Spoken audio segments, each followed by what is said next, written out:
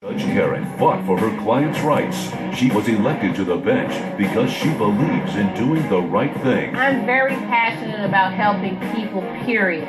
Sometimes life pulls you from up here to down here to teach you a lesson. And you're in a valley right now. And there are lessons in this valley. I hope you learn from them. Objective, independent justice. You can always turn your life around. If you keep walking, you can overcome whatever circumstances you're facing. This is Supreme Justice with Judge Karen. You're watching Supreme Justice with Judge Karen. Marcus Mills is suing his college professor, Thomas Alexander, in the amount of $371.46. He says the defendant confiscated his phone in class and shattered the screen. Mr. Alexander claims the plaintiff was using the device during an exam, and enough is enough. All rise. Please raise your right hand.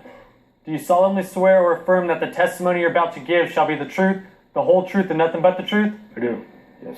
Court is now in session with the Honorable Judge Karen Mills Francis presiding.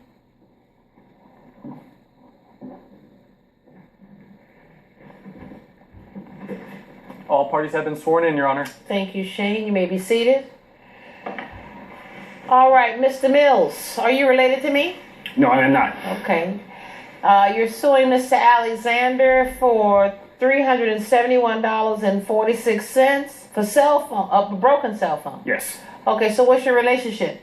Basically, he's been my student for the last 2 semesters at college. Okay. What year are you? This is my sophomore year. You're a sophomore. Okay. So what class do you teach? I teach communications. Okay. All right. So what happened?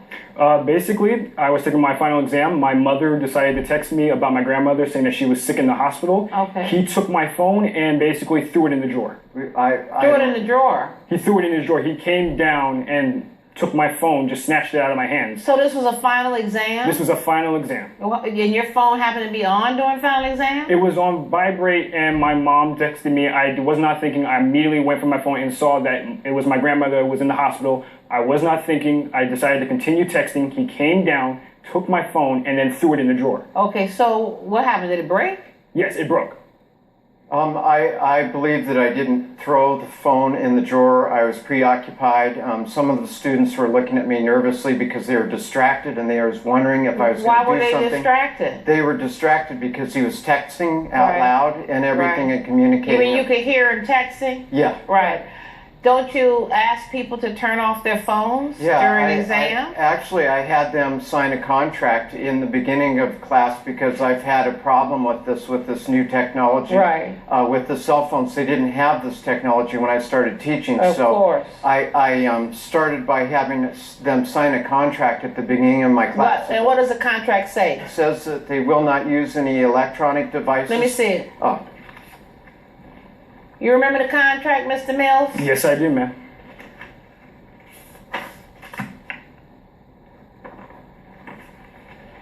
Okay. That you don't use your cell phone in class. No electronics are permitted in class. You don't pass notes or talk in class.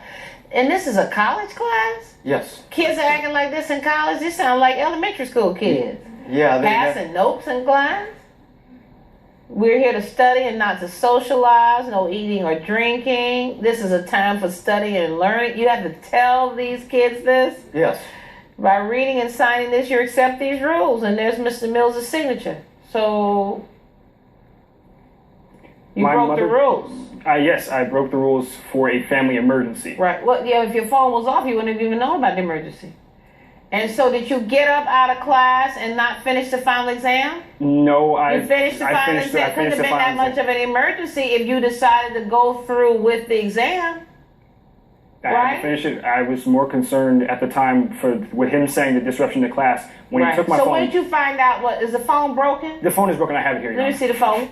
And later. What proof do I have that this phone broke that day? Because this doesn't seem like I just threw it in a drawer and it broke. Well, it froze after I used it. Yeah, but what proof do I have that this happened that day? Closed captioning provided by. You're watching Supreme Justice with Judge Karen. We're back with the case of Marcus Mills, who is suing Thomas Alexander for property damage. When did you find out the phone was broken? I found out that the phone was broken immediately after I finished my test, and Right. he decided to let me get my phone. Oh, that's it. So it's a broken phone. Yes. So why don't you think you're responsible for this? Well, basically what happened was I put the phone in the drawer, and then Right. as soon as the class finished, I left the class immediately. Right. And Well, why didn't you give him back his phone? because I told him I was in a hurry, and so I just told him to grab his phone out of the Okay. drawer. All right, but so when did he tell you that it was broken? Actually, I just found out now of the proceedings of being. Did you try to reach him about the Yes, phone? I did. I came to his office hours, and he completely ignored me. What do you mean you came? Did you see him? Yes, I saw How him. soon after the exam did you go? Not even maybe a day or two afterwards. Right. And I came to his office hours, and he was doing paperwork and everything like that. And Right. I tried to turn to him respectfully, saying, "You broke my phone." He gave me no Was time there to do. any communication? I mean, what proof The do I phone. have? What proof do I have that this phone broke that day? Because this doesn't seem like I just threw it in a drawer and it broke. Well, it froze So, after I used yeah, it. but what proof do I have that this happened that day? He threw it in the drawer. I mean, after that, it froze and then Okay, it stopped we're working. in a classroom Yes, taking an exam. yes. How many people are in the class? 40 people. Okay. When you went to get it and pick it up, you didn't turn to anybody and say, "Look at my phone. Look what he did to my No, phone." at the time, it was only me and Mr. Alexander who was left in the classroom. That doesn't make sense because he said the reason why he came over to you is because you were disturbing other you're people talking taking during the the exam, time, right? During the time of the exam, from the time he took my phone, I was disruptive. I was upset with the fact that he took my phone and he would not listen to me on the reason why I had my phone out. Okay, so did you show this phone to anybody that day? Did you Just- go to the, what do they call that, main office at the school? The registrar's office or anybody's office and say, "Look, my phone was damaged by my professor"? No, I didn't think of it. Did you make a police report? No, I did that not. somebody had taken your phone because you didn't have a right to touch his phone? You did not. Even with But the my phone. question though is did he do this to the phone? Yes, he did No, that but to I me. need proof. Did you make a report with the school or anything that this happened? No, I did not, ma'am. No witnesses? Just other students, but they're not here. Yeah, but you didn't ask anybody to come in here?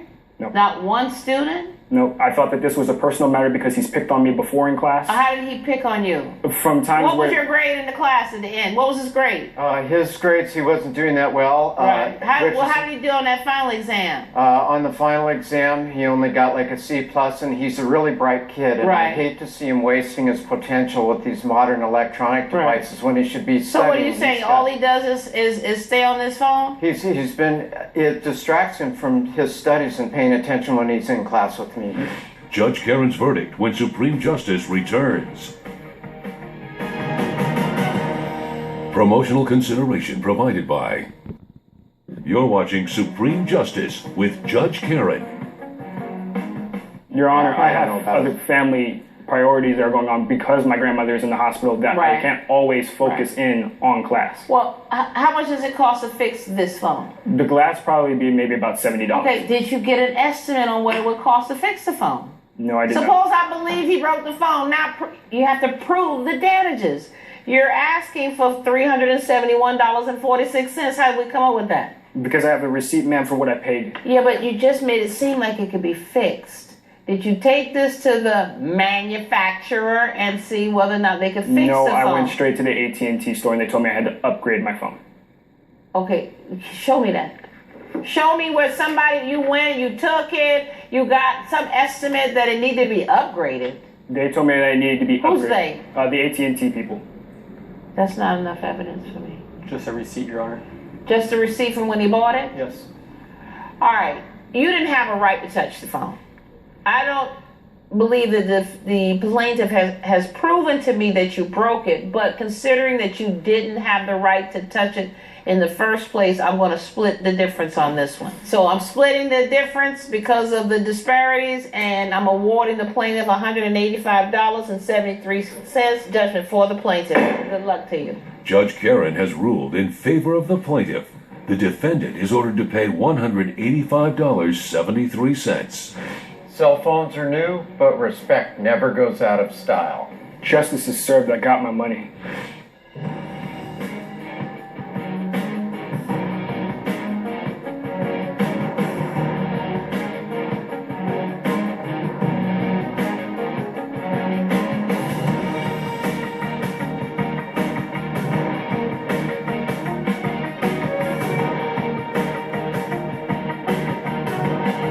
This has been a production of Entertainment Studios.